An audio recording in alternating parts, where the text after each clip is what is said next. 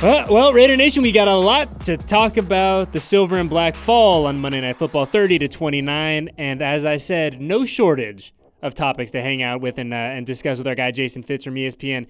Fitz, let us begin here. Let us just dive in. It seems to be the trendy topic du jour on the Twitter.com. Josh McDaniels' decision to go for 2 there in the fourth quarter. Where do you stand, good sir? Yeah, I hated it. Look, I think realistically, there's a couple of different ways to look at it. Number one, if you go for 2 and you get it, your defense is still going to have to get a stop, right? Which is the whole logic is we're not stopping anybody, so we might as well go for 2 and try and get the win. Well, you're going to need a stop either way. But the other part of it that didn't make a lot of sense to me is after you go for 2, then you kick deep. If you're going to go for 2 and not get it, then just onside kick it and take your luck and see if you can get the ball back quickly. You need to concede a score. It worked out that the Raiders got the ball back, but I didn't love the strategy. And frankly, I had a bunch of people texting me by the end of the game that work for ESPN. They were like, man, how much different is this game right now if the Raiders had a tie game instead of down by 1? I think it's a fair question. Now, I don't disagree with you, Fitz. Now, and we were talking in the bullpen while we were watching the game, and obviously that becomes the topic in the room, right? Like, we're just like everyone else and their buddies on the group chats. Like, what are you doing? Do you like it? Do you not like it? Now, if it was me, if it was Coach Eddie, I don't make that call, right? I take the point. I'm always a big fan of take the points, and I know in this analytics world that we live in now, taking the points is not the sexy, in vogue thing to do.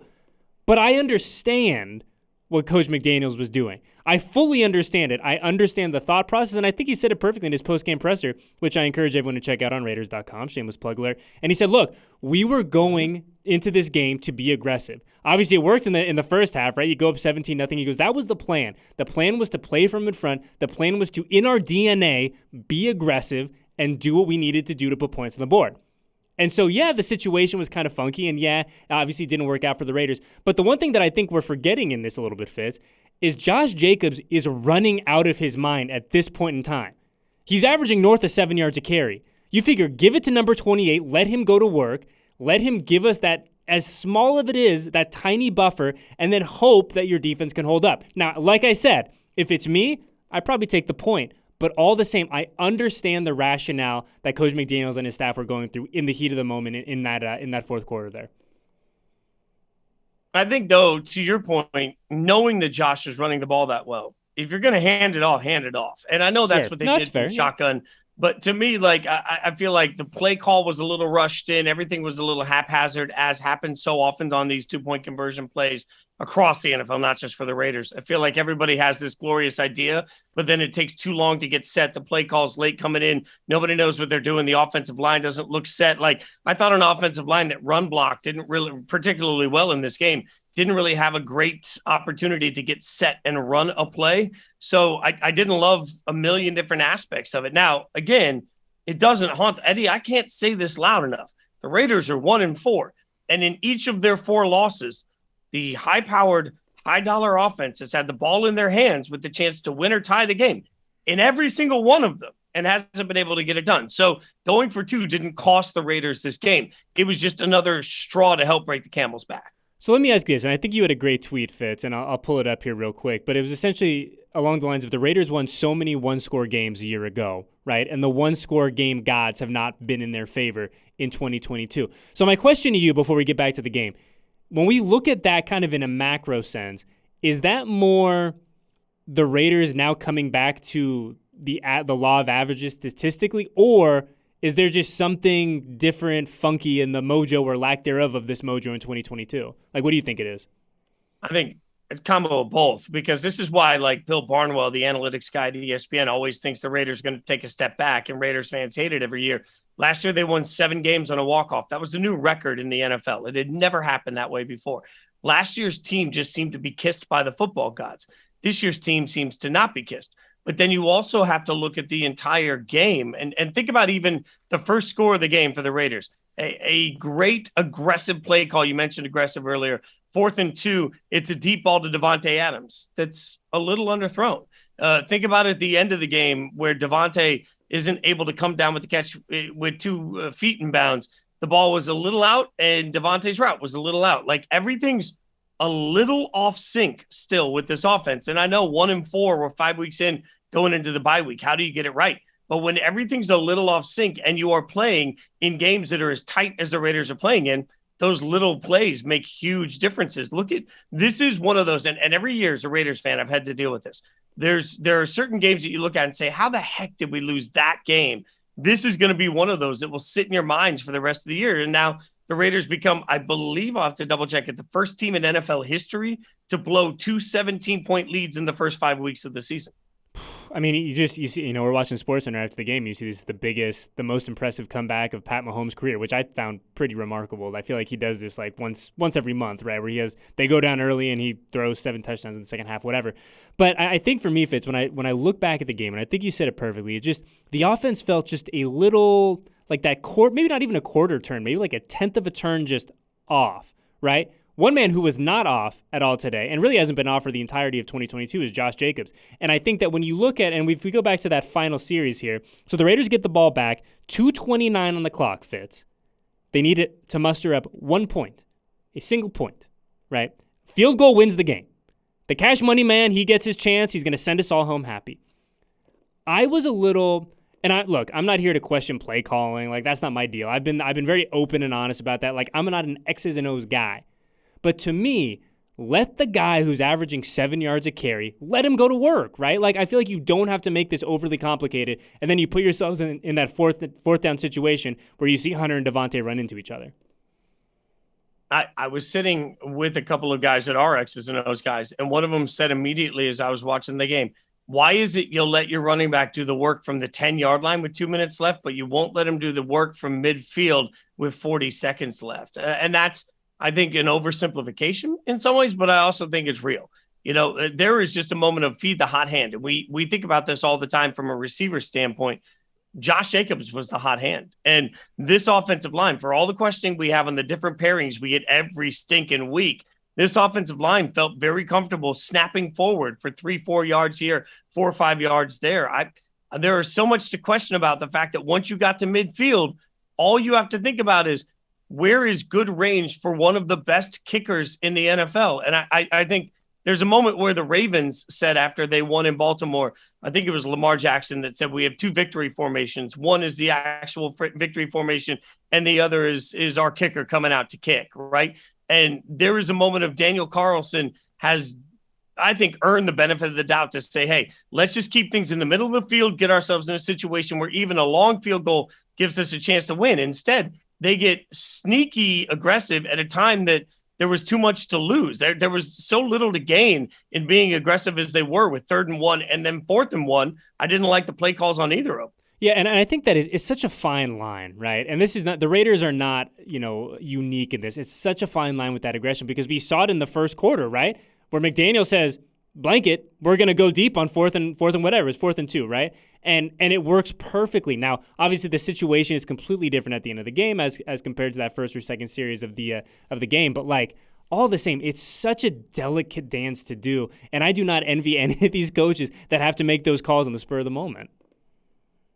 Yeah, and I think it's the hard part about aggressiveness is when it works, it wins you games. And when it doesn't work, it loses you games. And the minute you decide to be aggressive, you have to just be able to take whatever comes with it. And there's been every indication that Josh McDaniels is comfortable taking that. Whatever comes with it, he's comfortable. But you're 1,000% right. I mean, I was one that sat there yelling and screaming at the Chargers for their decision to go for it at 4th and 2 at midfield. The Browns turn around and miss a field goal, right? And so it doesn't hurt the Chargers. And Staley comes out and defends the aggressiveness. This is the same situation. We live in a world where analytics give coaches a really good concept of what to do. Now, analytics may not have a feel for the game or the on-field situation, but analytics are still something that we trust. So, at some point, coaches have to decide a little bit for everyone in Vegas. Like, certain people always hit on 16 on blackjack, certain people don't, right? And once you take your line in the sand on that, that is your line in the sand. I think what we saw tonight was that, to your point, McDaniels came out with an intent for aggressiveness. And when that's your intent, I don't know how you turn that mind switch late in the fourth quarter, or if you should even, maybe it doesn't send the right message, but certainly you're going to look back and say, yeah, but to a lot of plays in this game. Yeah, but to your point, Fitz, I'm okay with that mindset of aggression, right? I mean, the Chiefs have been a thorn in the side of this team for how many years now, right? And I appreciate Josh coming out literally at the end of a really tough night and saying, look, this was the plan. The plan was to put points up, to be aggressive,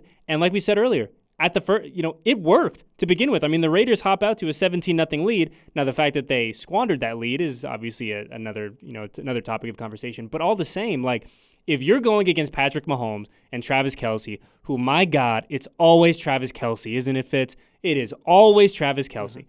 But all the same, like, if you're going to go out and you want to go toe-to-toe with these guys in one of the hardest places to play in all of professional sports, that place is jumping. Arrowhead is gnarly. It is wild. And it has the ability to suck the energy out of you. It has the ability to be a legitimate 12th man and make things really, really difficult.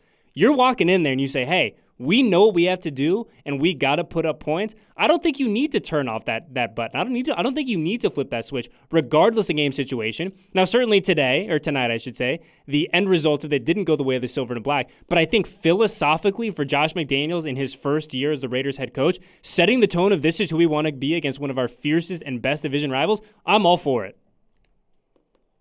I think you have to look at so many of the things that went right and wrong in this game to figure out who the Raiders are, right? Like, I'll look at the defensive game plan, and you just mentioned Kelce. I rewatched immediately a couple of those touchdowns while I was on ESPN campus, and the first touchdown, I think it was Merring that got beat around the back of the end zone. He was in the right spot, just couldn't make the play. Then the route that turned in, it sort of looked like a pick. Perryman was in the right spot, couldn't make a play. And there was just a moment where the concept of, guys, we need to shut down Kelce sounds great in a film room, and it sounds great in a conversation, just like the Chiefs had a plan to shut down Devontae, and he can still catch a 48-yard touchdown over two different guys. You have to look at some point and say, Kelce tonight, above and beyond whatever the defensive game plan was, I thought Kelce flat out outplayed what the expectation was, even though he only had a few catches and small yardage. The touchdowns in short yardage situation, the Raiders were there and just couldn't make a play. I mean, we can want it all day, but you got to have the guy step up and make the plays. And tonight, the better of the matchup was Travis Kelce. I don't think there's anything the coaches could have done differently. That was just great players making great plays. How's this for a line, though, Fitz? Travis Kelce finishes his Monday night, 7 catches for 25 yards and 4 touchdowns. Bizarre. His longest reception of the night was 8 yards. And then you talked about Devontae, too, and having the ability to make the most of his opportunities. Devontae calls in 3 catches, 124 yards, 2 touchdowns. So you're looking at an average reception for Kelce, it's 3.6. For Devontae, it's damn near 41.5. So, I mean, 2 guys, 2 elite playmakers doing what they do, just doing it in very different ways tonight. Well, and in both of those huge long touchdowns to Adams, what'd you have? You had Carr running around trying to make a play and making really beautiful, like, flick of the wrist passes. We saw some really nice moments from Derek Carr tonight, also with the sort of backhanded, oh my God, I can't believe he threw that ball and it gets completed to the back that gets a few extra yards out of it. Like, there were just enough moments from the offense that really the explosiveness was on display. The problem was, and this is always the problem I think we feel as fans that have watched for the last couple of years, is that there are just times where one drive not going right sets everything the wrong way. And this was a 20-10 game that was 20-17. And then you had a bad penalty on the offensive side of the ball. That was a problem. Put you in bad down and distance. Now all of a sudden you're having a hard time keeping it up. And before you know it, you're trailing. And it's that simple when you're playing somebody like Mahomes that can score 14 points in, the blink of an eye.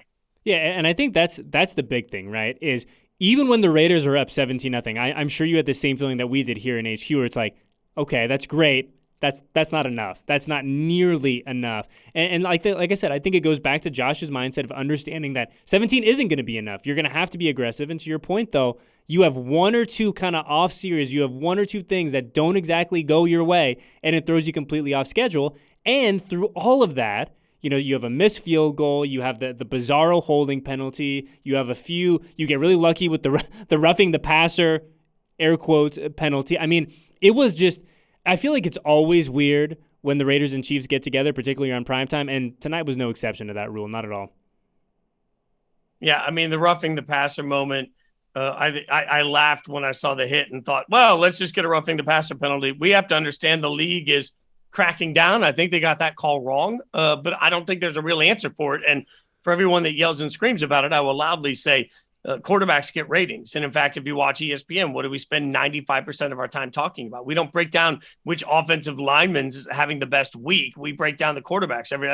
Look at the Cowboys and the way we've overcovered everything that Cooper Rush does, like he's the second coming, right? So quarterbacks are what drive ratings. The quarterbacks will always be protected. The NFL is not going to change that. So fans, I think we all have to deal with the fact that some weeks you're going to get that call. Some weeks that call is going to be against you. The one that really blew my mind was the defensive holding on a field goal, just because I don't think I've ever seen it.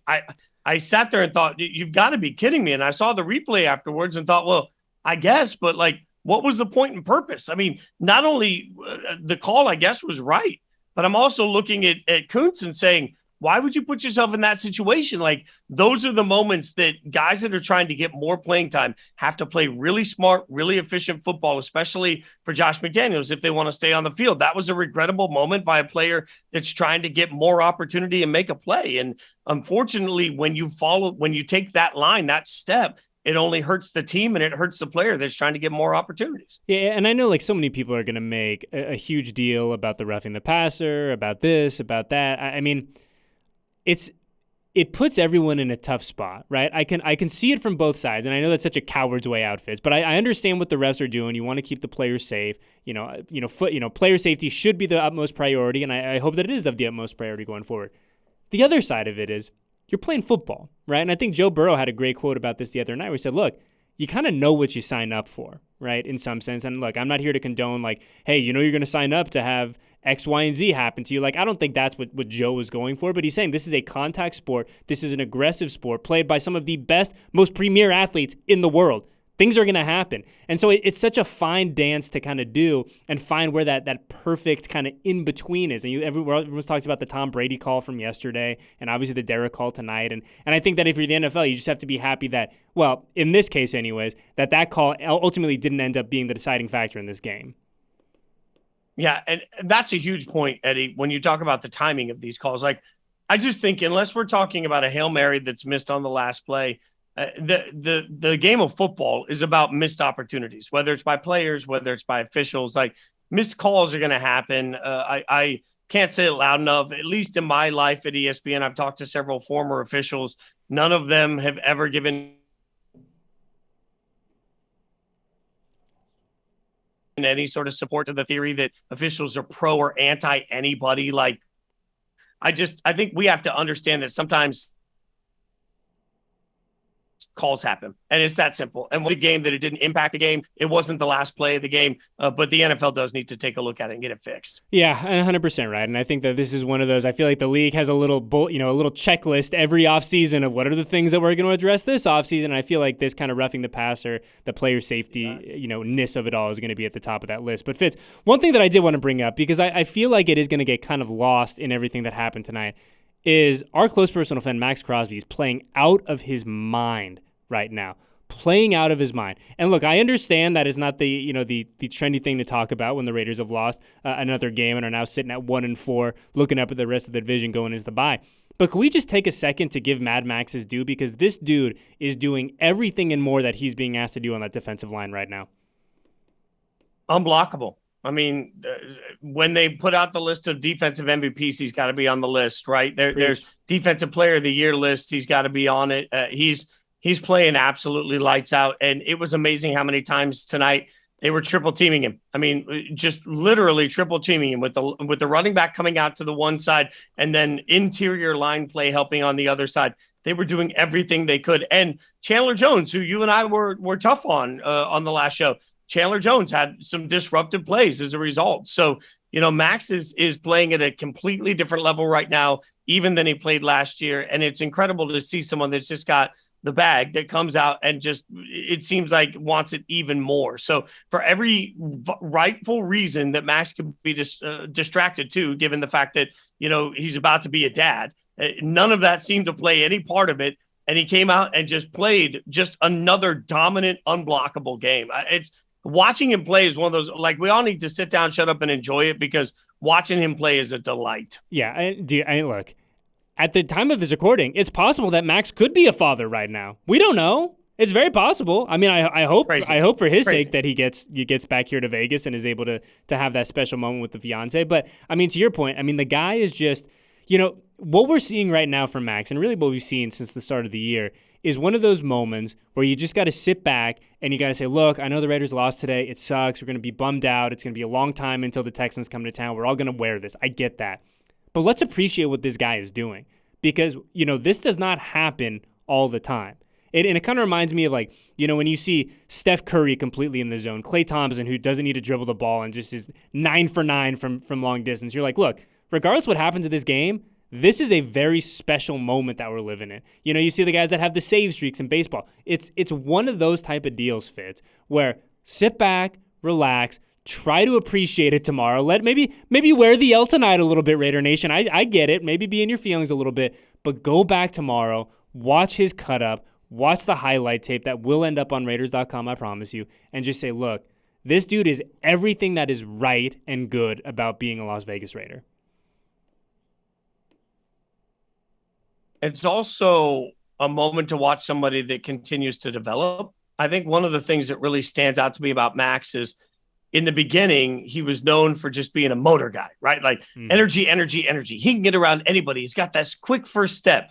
And I thought they did a nice job tonight on the Monday Night Football broadcast of also showing you some of his other moves and some of the things he's really developed in his game. The fact that he can power rush somebody, and then he's got a beautiful spin move, and at the same time, he can step around the edge. And, oh, by the way, one of the knocks supposedly going into last season was that he never stayed in spot to stop the run. And now you look at his tackles for loss against running backs, and the numbers are through the roof. Like, leading the league in tackles for loss, yeah. He is an absolute disruptor. And when we talk about, like, by the end of this year, Maxx Crosby's contract is going to look outdated. He's having such a huge year, which is incredible to say for somebody that just got paid. He's a building block for this franchise for the next decade. It's incredible. Yeah, complete cosign to everything you said, Fitz. And, like I said, it's such a cliche, but couldn't be a better dude, right? Like, I know Maxx has been so good to you. He's been so good to me, really been so good to everyone in this organization and our department in particular. Like, he's just a good dude who's playing an insane brand of football right now that unfortunately will probably be lost a little bit because of the early start for the 2022 Las Vegas Raiders. But, Fitz, on our way out, because I think we do have to kind of just acknowledge where things are now in the state of, or I should say in the phase of the season that we're at. Raiders are going to enjoy the bye now, right? I don't know how much enjoying will occur since the team is currently 1-4, but all the same, the Raiders are going to have a chance now to reflect, to get healthy, most important, because you look at that defense during this game, a lot of dudes came out this one a little nicked up. Darren Waller missed, I would say, almost 90, we'll have to look at the snap counts, I would say 90+% of this game. But we have a chance now to sit back, reflect, look back at this first 5 games, and then really see what's going to be in store for this team after the bye. The next game for your Las Vegas Raiders is on October 23rd, which feels like a lifetime from now. But what do you need to see, Fitz, over the next 13 days, 14 days, 21 days after this team plays a game? What do we need to see from the Raiders to feel good about, kind of going into, I don't want to say this home stretch, but really the meat of this schedule? I think better rhythm offensively. Defensively, I think this team has played actually pretty well. I would agree. For the most part. I would love to see them get more healthy. They can get more healthy. They can get more guys in the rotation. But I think defensively, they've played pretty well. Offensively, nothing's been as easy as we anticipated that it would be. And, we've seen some underthrows. We've seen some overthrows. We've seen some routes. Obviously, the 4th down route today that everybody's yelling about. I mean, that's 2 guys running into each other. And anytime you have Hunter Renfrow running into Devontae Adams, something went wrong, right? Like even the fact that they were in that close of proximity, something went wrong. I feel like this team needs time, and like good barbecue, they need a little time to come together. And right now that hasn't happened. My guess is that Vegas will have them as a favorite 5 of the next 6 games. This is a team that last year lost 5 of 6 games and still made the playoffs. I think the playoffs are still out there for this football team. They've got to fix everything, and they got to fix it now. So what number one, I think you've got to see is an offense that can come out with better crispness and better rhythm from the outset. When they have rhythm, they're unstoppable. When they don't, it just all looks unnecessarily difficult. So how you fix that in a short amount of time is, you try and get some reps, you try and get some more time together, and you hope that break actually turns out to be a time where you can get a little bit of the rhythm you didn't get throughout the first month of the season. This will be a massive fail and a massive loss if the Raiders season goes to you know what. But in the meantime, I don't think anybody in that locker room is going to call it that way right now. They've still got a lot to fight for, and the AFC still is wide open. Yeah, and look, I was talking about this on the way in. I was like, I'm not a big sky is falling kind of guy in general. Like, I think that the term must-win game is the most overused overused phrase in all of sports. But it's time for the Raiders to start winning some games, right? But to your point, you look at the schedule now, Fitz. So you come back home, you got the Texans week 7, then you go back-to-back road games, Saints, Jags, and then you come back home and take on the Colts. So just looking at the next quarter of the season. Winnable games, right? Winnable games. And the Raiders, for everything that has happened good, everything that has happened not so good, they have been in every single game that they have played. Now, have they been able to take full advantage of those opportunities? Certainly not. That's why they're 1-4. But the point is this.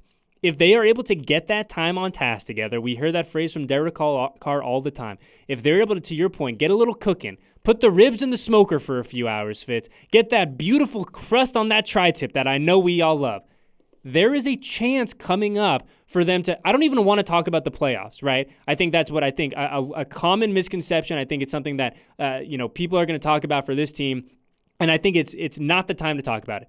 Let's just start stacking wins and see what happens.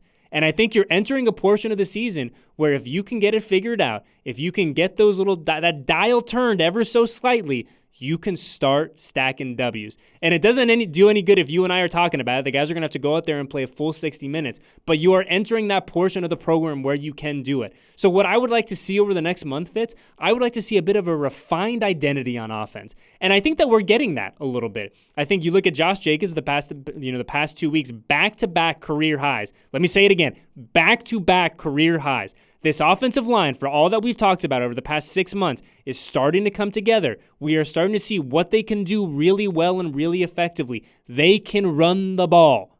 So let's see a little bit more of that. Let's give Derek time to work off Devontae. Let's get Darren Waller in the mix. We saw the return of Hunter Renfrow a little bit tonight.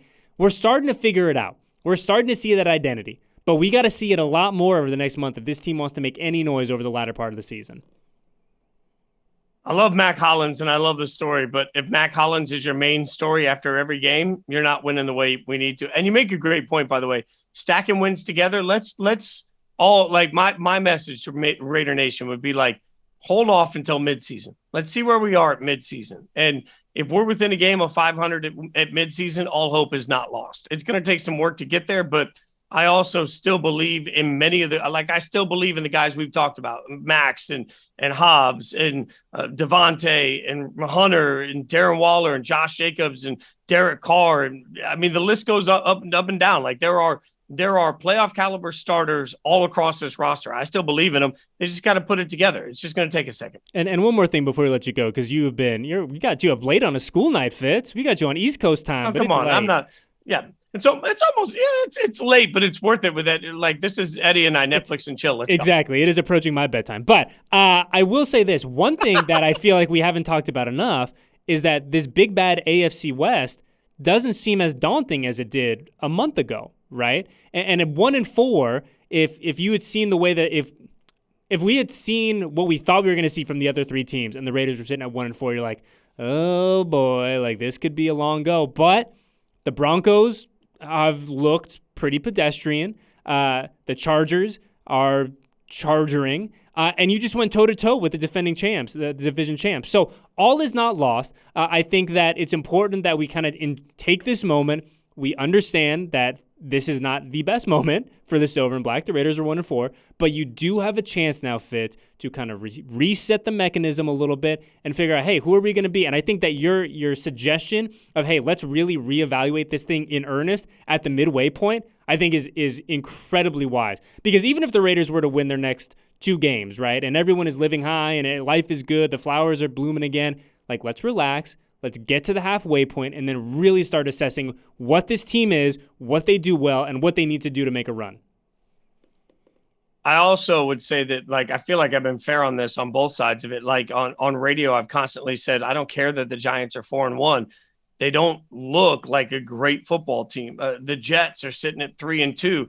and they just got a win over the Dolphins with the quarterback that most of us didn't even know was in the NFL, right? So, like, you start thinking about the hows and the whys of how you win and lose games, it matters. And I'll take some of the college football mindset, like the eye test matters. The eye test tells me that this football team has been competitive despite itself at times in every one of the first 5 games. So the question is, how do you turn some of those into wins? I'm not a big believer in the thought of having to learn how to win when you're in the NFL. I think guys already know how to win. You just got to string them together. And with that comes a little momentum and a little confidence. Yet again tonight, we're on the cusp of being able to get that done. I would argue they were 2 or 3 plays away from getting a win over the Chiefs in Arrowhead. So you got to find a way through this bye to self-scout and figure out how to get more creative so that you can get those 2 or 3 plays to fall your way. Because 4 times now you've been 2 or 3 plays away from getting a win. One guy who does know how to win, though, our guy Jason Fitz, making me feel a little bit better, Fitz.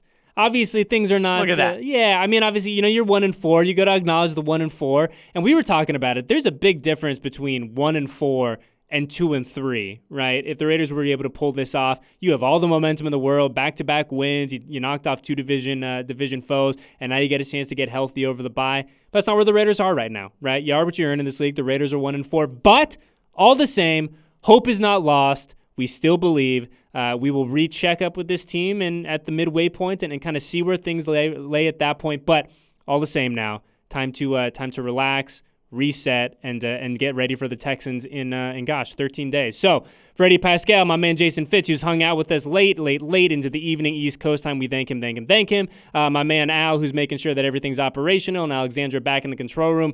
We thank you guys for staying up late with us. I wish we were staying up late and celebrating, but this is where we are, and we will see you guys in 2 weeks, just under, for our next edition of the 5th Quarter.